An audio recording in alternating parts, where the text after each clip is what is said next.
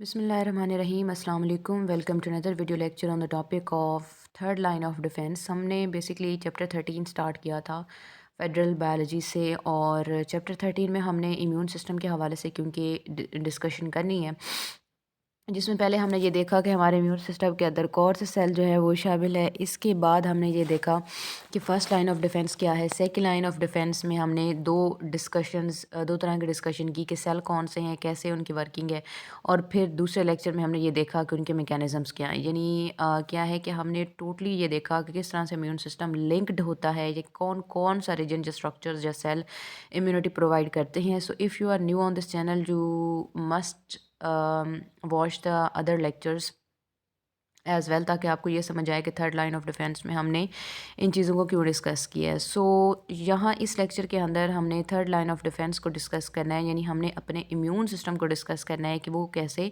Immunity provide करता है। So without wasting any time let's start our lecture. हमने third line of defence में basically ये देखना है कि इम्यून सिस्टम किस तरह से इम्यूनिटी प्रोवाइड करता है। So third line of defence में सबसे पहली बात हम ये कहते हैं कि ये स्पेसिफिक डिफेंस मैकेनिज़्म है, या इम्यून सिस्टम जो है ये रिस्पॉन्स कर रहा होता है। तो बेसिकली इम्यून सिस्टम रिकग्नाइज करता है एक स्पेसिफिक डिफेक्ट को, किसी भी माइक्रो ऑर्गेनिज्म को, या डिजीज़ कॉजिंग एजेंट को, या बॉडी का जो कैंसरस सेल है उसको, ठीक है। उस स्पेसिफिक जो भी एक अलार्मिंग सिचुएशन है उसको डिटेक्ट करने के बाद उसके अगेंस्ट जो है वो काम करता है, या उसको ख़त्म करके और बॉडी को इम्यूनिटी प्रोवाइड करने की कोशिश करता है। दैट्स वाई हम कहते हैं कि जो थर्ड लाइन ऑफ डिफेंस है ये बहुत स्पेसिफिक है, क्योंकि एक ख़ास डिज़ीज़, एक ख़ास इंजरी या एक ख़ास बैक्टीरिया या वायरस के लिए जो है उसके अगेंस्ट काम होगा। सो दैट्स वाई हम इसको स्पेसिफिक कहते हैं। So specific defence mechanism mainly depend करते हैं लिम्फेटिक सिस्टम के ऊपर, और इसके जितने भी सेल्स हैं और उनकी सब्सटेंसेस जो कि वो रिलीज़ कर रहे होते हैं, ठीक है। यानी एंटीजन के अगेंस्ट जितनी भी एंटीबॉडीज़ बनेंगी तो वो सारी चीज़ें जो है यहाँ पे इन्वॉल्व होती हैं। इसके अलावा हम कहते हैं कि जो स्पेसिफिक इम्यूनिटी होती है आप इसको दो तरह से कह सकती हैं, हार्मोनल इम्यूनिटी और cell mediated immunity. Hormonal immunity क्या होती है? देखिए, हार्मोनल इम्यूनिटी ये होती है कि नॉर्मली हम ये कहते हैं कि अगर हम इम्यून सिस्टम के हवाले से बात करते हैं तो जब प्लाज्मा जो होता है एनिमल का, हम ये कहते हैं, फॉर एग्जांपल मैं आपको इसकी एग्जांपल दे देती हूँ कि जो हार्मोनल इम्यून रिस्पॉन्स होता है, जो हार्मोनल इम्यूनिटी है ना, ये बॉडी के जो होते हैं बी सेल या बी लिम्फोसाइट्स प्रोवाइड करते हैं। इसमें होता ये है कि जैसे ही बी सेल को स्टिमुलेट या एक्टिवेट किया जाता है तो ये एंटीबॉडीज़ बनाते हैं। एंटीबॉडीज़ जाके एंटीजन को जो है उसके साथ रिएक्ट करके उसको ख़त्म कर देते हैं। इसको हम हार्मोनल इम्यून रिस्पॉन्स कहते हैं या हार्मोनल इम्यूनिटी कहते हैं। और जो सेल मीडिएटेड इम्यूनिटी होती है वो टी सेल्स देते हैं, क्योंकि टी सेल जब एक्टिवेट किया जाता है तो टी सेल खुद जाके जो है रिएक्ट करते हैं उस जगह पे, और जो भी माइक्रोब या इन्वेडिंग ऑर्गेनिज्म है उसको ख़त्म करने की कोशिश करता है। सो दैट्स वाई हम ये बात करते हैं कि ये टी और बी सेल्स की वर्किंग से हैं। बी सेल ने एंटीबॉडी बना के ये वर्किंग करनी है, हार्मोनल इम्यून रिस्पॉन्स और या हार्मोनल इम्यूनिटी शो करती है, और टी सेल ने खुद जो है उसके साथ काम करना है, जिसको हम एंटीबॉडी इसको हम जो है सेल मीडिएटेड रिस्पॉन्स कहते हैं। अच्छा, एक और बात आपने याद रखनी है कि हार्मोनल इम्यूनिटी के अंदर क्योंकि एंटीबॉडीज़ बन रही हैं तो आप इसको एंटीबॉडी मीडिएटेड इम्यूनिटी भी कहते हैं। फिर हम आ जाते हैं कि इम्यून सिस्टम जो है इसके कितने कंपोनेंट्स हैं, ठीक है। सो हमने ये बात की है कि इम्यून सिस्टम में अगर हम आप ह्यूमन ब्लड सेल्स की बात करते हैं तो उसमें पोलीमॉर्फिक न्यूक्लियर न्यूट्रोफिल्स होते हैं। यानी न्यूक्लियर न्यूट्रोफिल का क्या मतलब है कि ग्रेनुलोसाइट जो है न्यूट्रोफिल्स हैं, मल्टीपल टाइप्स होती हैं, यानी हर इन्फेक्शन के अंदर एक ख़ास किस्म का न्यूट्रोफिल जो है वो इन्वॉल्व होगा। इसी तरह एसिनोफिल के भी पोलीमॉर्फिज्म है, यानी मल्टीपल टाइप के एसिनोफिल्स हैं, और एक ख़ास इन्फेक्शन में एक ख़ास किस्म का जो एसिनोफिल है वो वर्किंग करेगा। और same is the case with basophil. इसके अलावा मोनोसाइट्स और इसके अलावा लिम्फोसाइट्स हैं। अब ये ऐसे सेल्स हैं जो कि हमारी बॉडी के WBCs हैं जो कि वर्किंग करते हैं। लेकिन आपने ये याद रखना है कि WBCs को हम टू टाइप्स के अंदर डिवाइड करते हैं। ग्रेनुलोसाइट जिसमें न्यूट्रोफिल, एसिनोफिल, बेसोफिल आते हैं, क्योंकि इनके अंदर न्यूक्लियस होता है, न्यूक्लियर हैं या ग्रेनुल्स होती हैं। और दूसरे हमारे पास है एक ग्रेनुलोसाइट जिसमें मोनोसाइट आते हैं और लिम्फोसाइट्स आते हैं। तो ये दो कैटेगरीज़ हैं, यानी टोटल 5 तरह के सेल्स हैं जो इम्यूनिटी प्रोवाइड करते हैं। तो सबसे पहले हम आ जाते हैं मोनोसाइट्स के ऊपर। हमने ये चीज़ पहले ही डिस्कस की है प्रीवियस लेक्चर्स के अंदर कि जो मोनोसाइट होता है वो कहाँ से बना था, कि अगर आप बात करते हैं कि बोन मैरो और लिम्फॉइड टिश्यूज़ के अंदर बेसिकली मोनोसाइट्स बनते हैं। फिर इनको ब्लड के अंदर डाल जाता है। ब्लड में ऑलमोस्ट 10 to 20 आवर्स ये एक ख़ास जगह तक ट्रांसपोर्ट किए जाते हैं ब्लड कैपिलरीज़ के अंदर, ठीक है। जैसे ये टिश्यू के अंदर एंटर होते हैं, अंदर एंटर होने के बाद ये स्वेल करते हैं, इनका साइज़ भी बढ़ जाता है और यही चीज़ जो है, यही जो सेल था वो मैक्रोफेज के अंदर जो है वो कन्वर्ट हो जाता है। अब मैक्रोफेज कुछ महीनों तक यहाँ पे रहता है अनटिल के अनलेस के ये कोई फैगोसाइटोसिस फंक्शन करे, और जैसे ही ये फैगोसाइटोसिस कर लेगा तो इसकी डेथ हो जाती है। ऑल्दो के डिफरेंट बुक्स पर इसका जो टाइम पीरियड है या एज पीरियड है वो डिफरेंट है, तो आपने ये चीज़ माइंड में रखनी है कि मोनोसाइट जो होता है वो क्या है, बोन मैरो या लिम्फेटिक सेल से बना था, और ये चला जाता है डायरेक्टली ब्लड के अंदर। ब्लड से जब ये टारगेट एरिया में एंटर होता है तो ये मैच्योर हो जाता है, जिसको हम नाम क्या देते हैं, मैक्रोफेज। अगर तो मैक्रोफेज वहाँ पे मौजूद है तो फिर वो काफ़ी अरसे तक वहाँ पे रहेगा, लेकिन अगर उसने कोई फैगोसाइटिक एक्टिविटी की है तो उसके फ़ौरन ही बाद वो डिस्ट्रॉय हो जाता है। और आपके पास आपकी बॉडी में मोर देन 100 डिफरेंट टाइप के जो है ना, हम कहते हैं कि मॉलिक्यूल्स प्रोड्यूस किए जाते हैं। यानी मैक्रोफेज जो हैं ये कैसे फैगोसाइटोसिस करते हैं, मैक्रोफेजेस बेसिकली 100 डिफरेंट टाइप के इंटरफेरॉन प्रोड्यूस करते हैं और ऐसे एंजाइम प्रोड्यूस करते हैं जो बैक्टीरिया को डिस्ट्रॉय करते हैं। जब भी कोई जो मैक्रोफेज होता है ये बैक्टीरिया के कांटेक्ट में आता है तो ये स्टिमुलेट हो जाता है। तो मैक्रोफेज जब बैक्टीरिया के कांटेक्ट में आएगा तो ये रिलीज़ करेगा इंटरल्यूकिन, ठीक है, इंटरल्यूकिन 1 रिलीज़ करता है। इंटरल्यूकिन 1 जो होती है ये स्टिमुलेट करती है हेल्पर टी लिम्फोसाइट्स को। Helper T lymphocyte interleukin 2 release करते हैं, और इंटरल्यूकिन टू जो होती है ये जाके बी सेल को एक्टिवेट करती है ताकि वो एंटीबॉडीज़ बनाएं और रिस्पॉन्स देना शुरू करें। ठीक है, यहाँ पे उन्होंने एक चीज़ बिल्कुल ही समराइज़ कर दी, लेकिन आपको पता होना चाहिए कि जो मैक्रोफेज था, ठीक है, जब ये बैक्टीरिया के कांटेक्ट में आएगा, ठीक है, जब ये बैक्टीरिया के कांटेक्ट में आएगा तो फिर इसने रिलीज़ करनी है इंटरल्यूकिन 1, ठीक है। इंटरल्यूकिन 1 क्या करेगी, इंटरल्यूकिन 1 जाके टी सेल्स को एक्टिवेट कर देगी। टी सेल क्या करेंगे, ये रिलीज़ करेंगे इंटरल्यूकिन 2, ठीक है। इंटरल्यूकिन 2 क्या करेगी, ये जाके बी सेल्स को एक्टिवेट कर देगी और बी सेल एंटीबॉडी बनाएगा, और एंटीबॉडी जाके उस वायरस या बैक्टीरिया के ऊपर अटैक करेगी और उसको ख़त्म करने की कोशिश करेगी। सो इसको हम नाम देते हैं कि मोनोसाइट या मैक्रोफेज इस तरह से वर्किंग करता है। फिर आपको ये एक जो है फ्लो शीट दिखाई गई है कि बोन मैरो प्रिकर्सर सेलों से 2 तरह के सेल बन सकते हैं, बी सेल और टी सेल। अब बी सेल जो है वो किस तरह से, प्लाज्मा सेल जो कि एंटीबॉडीज़ वगैरह बना रहे होते हैं, जो ब्लड प्लाज्मा में होते हैं, और एक होते हैं मेमोरी बी सेल्स, यानी वो इस मेमोरी को स्टोर रखेंगे ताकि लॉन्ग फ्यूचर में, काफ़ी सालों बाद अगर फ्यूचर में जो है कभी इस तरह की इन्फेक्शन हुई तो बी सेल के पास, मेमोरी बी सेल के पास क्योंकि सारी इन्फॉर्मेशन होती है, तो ये फ़ौरन से प्लाज्मा सेल को एक्टिवेट करवा कर एंटीबॉडी बनाना शुरू कर देते हैं। ठीक है, इसी तरह अगर हम बात करते हैं जो टी सेल्स हैं हमारे पास, तो उनके डिफरेंट टाइप्स हैं। एक साइटोटॉक्सिक टी सेल्स जो खुद जाके फैगोसाइटोसिस करते हैं। अब फैगोसाइटोसिस या तो हम कैंसर सेल की कहते हैं कि उसकी कर रहा है, या वायरस की या बैक्टीरिया की, यानी जो भी इंजरी हुई है। हेल्पर टी सेल जो होती हैं ये इंटरल्यूकिन 2 रिलीज़ करते हैं ताकि बी सेल अपनी एंटीबॉडीज़ रिलीज़ करें। फिर उसके बाद सप्रेसर, जब इम्यून सेल अपना वर्किंग कर चुके होते हैं या इम्यून सिस्टम अपनी वर्किंग कर चुका होता है, तो फिर उसके बाद ये जो सप्रेसर टी लिम्फोसाइट्स होते हैं ये एक्टिवेट होते हैं और इम्यून रिस्पॉन्स को सप्रेस करते हैं, यानी उसको स्टॉप करते हैं। फिर मेमोरी टी सेल जो होती हैं ये सारी वर्किंग की मेमोरी को याद रखते हैं ताकि इन लॉन्ग रन कोई इस किस्म की इन्फेक्शन दोबारा हुई तो ये फ़ौरन से स्टिमुलेट होकर वर्किंग करवाना शुरू कर देंगे। ठीक है, ये फ्लो शीट है, इसी चीज़ की डिटेल आपको नीचे नज़र आ रही है। सो हम पहले ये कहते हैं कि टी सेल और बी सेल करते क्या हैं। इम्यून रिस्पॉन्सेज 2 तरह के WBCs के ऊपर डिपेंड करते हैं, फैगोसाइट्स और लिम्फोसाइट। फैगोसाइट्स में न्यूट्रोफिल्स आते हैं, मैक्रोफेजेस आते हैं। ठीक है, हमने पहले ही सेल्स में जब इनको पढ़ा था इंडिविजुअली तो हमने तब भी बात की थी कि मैक्रोफेजेस आते हैं और न्यूट्रोफिल्स आते हैं। तो ये दोनों मिलकर जो हैं कि इसमें डायरेक्ट फैगोसाइटोसिस के अंदर इन्वॉल्व हैं। फिर उसके बाद हम नाम देते हैं लिम्फोसाइट्स का। लिम्फोसाइट ऐसे टिश्यूज़ होते हैं जो कि बनते लिम्फेटिक सिस्टम के अंदर हैं। अब लिम्फोसाइट्स की अगर हम बात करते हैं तो इसमें हमारे पास टी लिम्फोसाइट्स हैं, ये टी सेल्स हैं, ठीक है, बी सेल्स हैं और इसके अलावा नेचुरल किलर सेल्स हैं, NK सेल्स। तो ये तीनों सेल टी, बी और NK सेल्स जो हैं ये आते हैं इसमें लिम्फोसाइट्स के अंदर। ठीक है, सो हम अगर टी सेल की बात कर लेते हैं कि सबसे पहले 1 बाय 1 हमने इनको पढ़ना है। NK सेल्स हम पीछे पढ़ चुके हैं, यहाँ पे हमने टी और बी सेल्स को पढ़ना है। सो टी सेल्स का ओरिजिन ये है कि ये स्टेम सेल इन अ बोन मैरो। बोन मैरो क्या चीज़ होती है, फॉर एग्जांपल ये बोन है और उसके अंदर जो उसका मेन एक आप कह सकते हैं कि गूदा है या उसका जो स्पॉन्जी नेचर है उसी को हम नाम क्या दे रहे हैं स्पॉन्जी बोन के अंदर कि वो बोन मैरो है। अब बोन मैरो के अंदर जो है वो स्टेम सेल मौजूद है। स्टेम सेल का मतलब है एक अनडिफरेंशिएटेड सेल, और जब उसको ज़रूरत पड़ेगी वो किसी भी पर्टिकुलर टाइप के सेल के अंदर डिफरेंशिएट होके स्पेशलाइज होके और फिर टारगेट एरिया तक भेज दिया जाता है अपनी वर्किंग करने के लिए। सही हो गया। सो क्या है कि बोन मैरो में जो स्टेम सेल है उससे बनेगा T cell.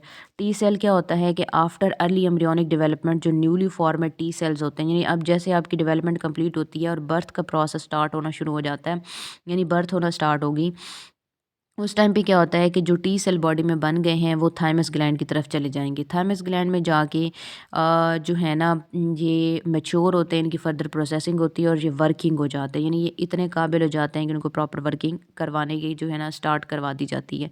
So T cell इसी वजह से कहते हैं क्योंकि ये थाइमस में मैच्योर होते हैं, सो वहाँ से थाइमस सेल या टी सेल आप कहते हैं। सो ये जो थाइमस होता है ये इन टी सेल्स को इम्यूनो कम्पिटेंट बनाता है। इम्यूनो कम्पिटेंट का मतलब ये होता है कि जो टी सेल्स होती हैं इनमें इतनी एबिलिटी आनी चाहिए कि ये अपनी वर्किंग जो है कर सकें। सो हमारे पास दो तरह की कैटेगरीज होती हैं टी सेल्स की, वो हम पढ़ेंगे, लेकिन हम पहले इधर आ जाते हैं कि बोन मैरो आप देखें, बोन मैरो के अंदर क्या मौजूद है स्टेम सेल, यानी मुझे जो येलो पार्ट अंदर वाली स्पॉन्जी बोन दिखाई इसमें क्या है स्टेम सेल, वो आगे लिम्फोसाइट्स के अंदर जो है वो डिवाइड कर जाता है। अब ये लिम्फोसाइट जो है या तो बी सेल के अंदर डिवाइड कर जाएगा या तो टी सेल जो है वो थाइमस ग्लैंड की तरफ चला जाएगा, वहाँ पर वो मेच्योर टी सेल के अंदर जो है वो कन्वर्ट हो जाएगा। और जो यहीं पे बोन मैरो में रहा था वो बी सेल था। ये दोनों मिलकर जो है लिम्फोइड नोड या लिम्फेटिक सिस्टम में आके और इस तरह से इम्यूनिटी प्रोवाइड करती हैं। ठीक है। सो हम ये बात कर रहे थे कि जो टी सेल है उसको आप दो कैटेगरीज में डिवाइड करते हैं, एक को आप CD8 कहते हैं और एक आप CD4 कहते हैं। ठीक है। एक क्या होता है CD8 और एक क्या होता है CD4, ये दो तरह की हमारे पास कैटेगरीज हैं। क्यों? CD का मतलब है क्लस्टर ऑफ डिफरेंशिएशन। ये क्या है? बेसिकली इन सेल के ऊपर जो रिसेप्टर साइट है ना उसको नाम दिया जाता है CD8 साइट, और एक होती है CD4 साइट। ठीक है। CD8 साइट वाली जो होती हैं उसमें साइटोटॉक्सिक टी सेल्स आते हैं और उसमें सप्रेसर टी सेल्स आते हैं। साइटोटॉक्सिक टी सेल्स को हम किलर टी सेल्स भी कहते हैं, क्योंकि ये पार्टिकल को बैक्टीरिया वायरस को रिकग्नाइज करते हैं और उसको उसके साथ फाइट करके उसको डिस्ट्रॉय कर देती हैं। और इनके अंदर हम कहते हैं कि इनकी जो टारगेट सेल होती हैं वो वायरस इन्फेक्टेड सेल हैं, कैंसरस सेल हो सकते हैं या कोई भी टिश्यू जो बाहर से आया था और बॉडी को डैमेज कर सकता है। तो ये किलर सेल्स जो हैं टारगेट को रिकग्नाइज करते हैं, वहाँ पे डिफरेंट टाइप के साइटोकाइंस और एंजाइम रिलीज़ करके उसको डिस्ट्रॉय कर देते हैं। ठीक है। अब एक दफ़ा जब इम्यून रिस्पॉन्स हो गया, इम्यूनिटी हो गई है, फिर सप्रेसर टी सेल जो है ऐसे साइटोकाइन रिलीज़ करेगा जो कि सारे टी और बी सेल्स की एक्टिविटी को स्टॉप करवा देगा। यानी आप ये कह सकते हैं कि cytotoxic T cell immune response को शुरू करवाता है और सप्रेसर टी सेल उसकी वर्किंग के बाद उसको ख़त्म करवा देता है, या आप कहते हैं कि स्टॉप करवा देता है। ठीक है जी। फिर उसके बाद हमारे पास आते हैं CD4 सेल्स। अब ये जो CD4 सेल्स हैं ना इनके अंदर हमारे पास जो है ना फर्दर हम कहते हैं कि जो है दो तरह के सेल्स होते हैं, एक को हम हेल्पर टी सेल्स कहते हैं और एक को हम जो है मेमोरी टी सेल्स कहते हैं। अब हेल्पर टी सेल क्या करता है, इनकी तो साइट CD4 साइट है। हेल्पर टी सेल जो है ये ऐसी सब्सटेंस सेक्रीट करता है जो एक्टिवेट करते हैं बाकी सेल्स को। बेसिकली हेल्पर टी सेल जो है इंटरल्यूकिन 2 रिलीज़ करती है। ठीक है। इंटरल्यूकिन 2 जो है ये क्या करेगी, ये आगे जाके बी सेल्स को जो है ये एक्टिवेट करती है। ठीक है। इंटरल्यूकिन 2, तो आपने ये याद रखना है कि ये इम्यून सिस्टम को हेल्प कर रहा है, इस वजह से उनको हमने हेल्पर कहा है। और पीछे भी हमने देखा है कि जो टी सेल थे यानी जो मेमोरी टी सेल थे वो क्या करते हैं, मेमोरी रखते हैं इस चीज़ की। हम दोबारा एक दफ़ा फ्लो शीट देख लेते हैं। हमने ये वाला सारा पोर्शन पढ़ लिया। हम ये कह रहे हैं कि टी सेल्स को हमने दो कैटेगरीज़ के अंदर जो है वो डिवाइड किया है। जो ये कैटेगरी है इसको हम CD8 कह रहे हैं। ठीक है। और जो ये कैटेगरी है ये दोनों हैं इनको हम CD4 कह रहे हैं। तो हमने ये कहा है कि साइटोटॉक्सिक टी सेल जो होता है ये खुद जाके बैक्टीरिया के साथ फाइट करता है और साथ बाकी सेल्स को भी एक्टिवेट कर देता है, इम्यून सिस्टम को एक्टिवेट कर देता है। ठीक है जी। फिर जब सारी वर्किंग हो चुकी होती है और उसके बाद सप्रेसर टी सेल उसको स्टॉप करवाता है कि इम्यून रिस्पॉन्स स्टॉप कर जाए। फिर हम बात कर रहे हैं कि CD4 सेल यानी टी सेल जो हेल्पर टी सेल है ये क्या करता है कि ये इंटरल्यूकिन 2 रिलीज़ करता है और बी सेल को भी एक्टिवेट कर देता है। बी सेल भी इनके साथ मिल जाते हैं और ये सारे मिलके इम्यूनिटी प्रोवाइड करते हैं, बैक्टीरिया को डिवाइड करके उसको डिस्ट्रॉय कर देते हैं और एरिया को क्लियर करते हैं, डेब्रिस क्लीन करते हैं। और फेगोसाइटोसिस भी यानी कि मोनोसाइट्स को भी एक्टिवेट करवाएंगे ताकि फेगोसाइटोसिस भी हो जाए और जगह बिल्कुल साफ़ सुथरी हो जाए, क्लियर हो जाए। और टी सेल इस सारी चीज़ों की जो है, ये एंटीजन जो होगा उसकी इंफॉर्मेशन को अपने पास स्टोर रखेगा ताकि लॉन्ग रन में वो इस्तेमाल कर सके। ठीक है। फिर उसके बाद हम आ जाते हैं बी सेल्स के ऊपर। बी सेल जो हैं ये डिफरेंशिएट होते हैं बोन मैरो के ऊपर, सॉरी बोन मैरो के अंदर से, इस वजह से हम इनको बी सेल कहते हैं, बोन से बी सेल। बी सेल चले जाते हैं, बी सेल्स कैरी करते हैं रिसेप्टर्स को needed to bind with specific antigen. अब बी सेल को क्या चाहिए, इसको ख़ास रिसेप्टर चाहिए ताकि वो वर्किंग कर सके। जैसे ही जो है ना बाइंडिंग होती है स्पेसिफिक टाइप ऑफ एंटीजन, तो जैसे ही बी सेल एक ख़ास किस्म के एंटीजन के साथ बाइंड करता है, एक्टिवेट हो जाता है, तो ये किस में कन्वर्ट हो जाता है, ये आगे डेवलप हो जाता है प्लाज्मा सेल्स के अंदर। तो ये सेल स्पेशलाइज्ड होते हैं, ये सेल रिलीज़ करते हैं एंटीबॉडी। एक प्लाज्मा बी सेल वो होता है जो एंटीबॉडी प्रोड्यूस करता है, और कितनी एंटीबॉडीज़, ऑलमोस्ट हम कहते हैं कि ये जो हैं ये 10 मिलियन मॉलिक्यूल ऑफ एंटीबॉडी ये रिलीज़ करते हैं पर आवर, यानी 1 घंटे के अंदर 10 मिलियन एंटीबॉडीज़ ये प्रोड्यूस करते हैं। ठीक है। और फिर उसके बाद हम ये कहते हैं कि नॉर्मली अगर आप इनकी वर्किंग की बात करते हैं कि जो बी सेल्स हैं ये किस तरह से आगे वर्किंग कर रहे होते हैं, तो बेसिकली ये जो सॉरी यहाँ पे अगर आप देख लें, हमने अभी इस चीज़ को डिस्कस किया है कि बी सेल क्या होते हैं, कि बी सेल को एक्टिवेट होने के लिए ख़ास पर्टिकुलर एंटीजन चाहिए होता है, यानी हमने इंटरल्यूकिन 2 की बात की है। जैसे इसको अपना एंटीजन मिल जाता है तो ये प्लाज्मा सेल में और इन सेल के अंदर डिवाइड कर जाता है। तो जो प्लाज्मा सेल होते हैं ये तो एंटीबॉडी रिलीज़ करके उस वर्किंग में इन्वॉल्व हो जाते हैं, और B cell, memory B cell जो है सारी वर्किंग की इंफॉर्मेशन स्टोर रखते हैं ताकि इन लॉन्ग रन अगर ज़रूरत पड़े तो बॉडी जो है उस चीज़ के लिए इसको हेल्प आउट कर सके या इम्यूनिटी प्रोवाइड कर सके। इसके बाद हमारे पास एक छोटा सा जो है ना बी सेल के बाद वर्किंग आ जाती है, कि ये तो हमने पढ़ लिया कि बी सेल किस तरह से काम कर रहे होते हैं। फिर हम ये बात करते हैं कि एक्टिवेशन ऑफ बी सेल्स, यानी बी सेल जो है ये अपनी एक्टिवेशन करते कैसे हैं, बेसिकली हमने ये चीज़ डिस्कस करनी है यहाँ पे, तो वो भी देख लेते हैं इसके साथ। अच्छा जी, तो अब हमने यहाँ पे ये देख लेना है कि बी सेल जो है ये किस तरह से अपनी वर्किंग करते हैं। अभी हमने छोटा सा एक जो है पीछे डिफरेंट जगहों पर यही चीज़ पढ़ी है कि ये किस तरह से वर्किंग करते हैं या किस तरह से इन्वॉल्व हैं, वही चीज़ उन्होंने समराइज़ करके एक प्लेटफॉर्म पे एक जगह लिखी है। उन्होंने ये कहा है कि बी सेल जो होती हैं तो ये एंटीजन के साथ बाइंड करते हैं। ठीक है, जिसको हम नाम देते हैं बी सी आर, यानी बी सेल जो है बी सी आर का मतलब ये होता है जिसको हम नाम देते हैं बी सेल रिसेप्टर। ठीक है, B cell receptor, B C R, B cell receptor जो है उसके ऊपर जब इंटरल्यूकिन 2 जो होती है ना, इंटरल्यूकिन 2 प्रोटीन टी सेल ने रिलीज़ किया था, इंटरल्यूकिन 2 वो आके अटैच हो जाती है इसकी सेल रिसेप्टर साइट पर, जिसको हम बीसीआर कहते हैं। जब ये बाइंडिंग हो जाती है तो बी सेल डिवाइड करता है दो तरह के सेल्स में, प्लाज्मा क्लोन सेल और memory B cell. Plasma clone cell specialised होते हैं, तो ये ख़ास किस्म की एंटीबॉडीज़ बनाते हैं। अभी हमने पढ़ा है कि 10 मिलियन जो है मॉलिक्यूल पर आर जो है ना ये बनाते हैं, वो अगेन बात लिखी हुई है। फिर उसके बाद ये वर्किंग करते हैं, उनको फ़ाइट करते हैं और उस चीज़ को ख़त्म करने की कोशिश करते हैं। तो ये जो स्टिमुलेशन होती है बी सेल्स की, कि ये डिवाइड कर जाता है प्लाज्मा क्लोन सेल्स और मेमोरी बी सेल्स में और एंटीबॉडी बनाते हैं। तो जो प्लाज्मा क्लोन सेल जो है ना, ये जो एंटीबॉडी बना के ख़त्म कर रहा है उस चीज़ को, यानी एजेंट को, बैक्टीरिया या वायरस को, तो इसको हम नाम देते हैं हार्मोनल इम्यून रिस्पॉन्स, या इसको हम नाम देते हैं इसको हम नाम देते हैं एंटीबॉडी इम्यून रिस्पॉन्स भी नाम दिया जाता है। Hormonal immune response, antibody immune response, लेकिन यहाँ पे क्योंकि बी और टी सेल मिलकर काम करें, दैट्स वाई आप इसको hormonal and cell mediated immune response का नाम भी देते हैं। ठीक है। और मेमोरी सेल तो उसके बाद क्या करेंगे, यानी कि वो सारी इन्फॉर्मेशन को स्टोर कर लेंगे। यानी जो पॉइंट आपने अलग अलग पढ़े हैं वो सारी चीज़ उन्होंने अगेन कंबाइन कर दी, जिसको हम कहते हैं activation of B cell. That was about today's lecture. मैं आपके लिए एक दफ़ा फिर सारा लेक्चर जो है वो रिवाइज कर देती हूँ। पहले हमने ये पढ़ा है कि थर्ड लाइन ऑफ डिफेंस जो है वो स्पेसिफिक होती है, क्योंकि उसमें दो तरह की इम्यूनिटी है, एक को हम हार्मोनल कहते हैं और एक को हम सेल मीडिएटेड कहते हैं। ये स्पेसिफिक होती है, यानी ख़ास किस्म का डिजीज़ है या इंजरी या बैक्टीरिया इन्फेक्शन है तो उसमें ख़ास किस्म की एंटीबॉडीज़ रिलीज़ होंगी और एक ख़ास तरीके से उसकी जो है फैगोसाइटोसिस की जाएगी माइक्रोब की।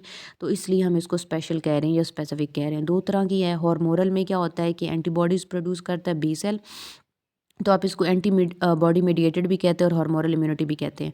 और सेल मीडिएटेड में क्या होता है कि टी सेल खुद जाके उसके ऊपर वर्किंग कर रहा होता है। इम्यून सिस्टम के जो सेल इन्वॉल्व हैं वो न्यूट्रोफिल, एसिनोफिल, बेसोफिल्स हैं, जो कि डिफरेंट टाइप के होते हैं, क्योंकि हर एक टाइप में एक ख़ास किस्म का ये सेल जो है यानी एक ख़ास न्यूट्रोफिल, एसिनोफिल या बेसोफिल जो है वर्किंग करेगा। मोनोसाइट और लिम्फोसाइट भी हैं। मोनोसाइट को उन्होंने थोड़ा सा रिवाइज़ करवाया है क्योंकि ये हम पहले भी पढ़ चुके हैं।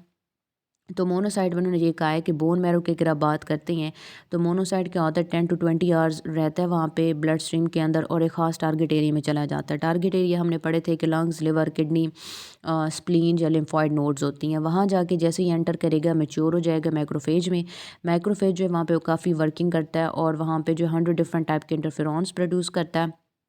और ये इंटरफेरॉन क्या करता है कि बेसिकली मैक्रोफेज इंटरफेरॉन 1 प्रोड्यूस करता है जो टी सेल को एक्टिवेट करते हैं। टी सेल यानी हेल्पर टी सेल जो है इंटरलूकिन 2 प्रोड्यूस करता है जो बी सेल को एक्टिवेट करता है। तो टी सेल खुद एक्टिवेट होने के बाद भी जो है हार्मोनल सेल मीडिएटेड रिस्पॉन्स दे रहा होता है और बी सेल भी फिर एंटीबॉडी प्रोड्यूस करके तो उसमें इन्वॉल्व हो जाता है। ठीक है जी। फिर उसके बाद हमने एक फ्लो शीट पढ़ी है जिसकी आगे हमने सारी डिटेल भी देखी है। टी सेल, उसमें साइटोटॉक्सिक टी सेल जो इम्यूनिटी शुरू करवा रहे हैं, सप्रेसर जो इम्यूनिटी कंप्लीट होने के बाद यानी वर्किंग कंप्लीट होने के बाद उसको स्टॉप करवा रहे हैं। हेल्पर टी लिम्फोसाइट्स या हेल्पर टी सेल जो कि इंटरल्यूकिन 2 प्रोड्यूस करते हैं ताकि बी सेल एक्टिवेट हों और जो है एंटीबॉडी बन सके। और टी सेल जो है मेमोरी टी सेल इसकी इन्फॉर्मेशन को अपने पास रखते हैं। सेम इज़ द केस कि जैसे ही इंटरल्यूकिन 2 आएगी तो बी सेल जो है वो 2 में डिवाइड कर जाएगा, 2 तरह के सेल। उनमें से कुछ प्लाज्मा सेल होंगे, एंटीबॉडी बनाएंगे और कुछ उस इन्फॉर्मेशन को स्टोर करेंगे।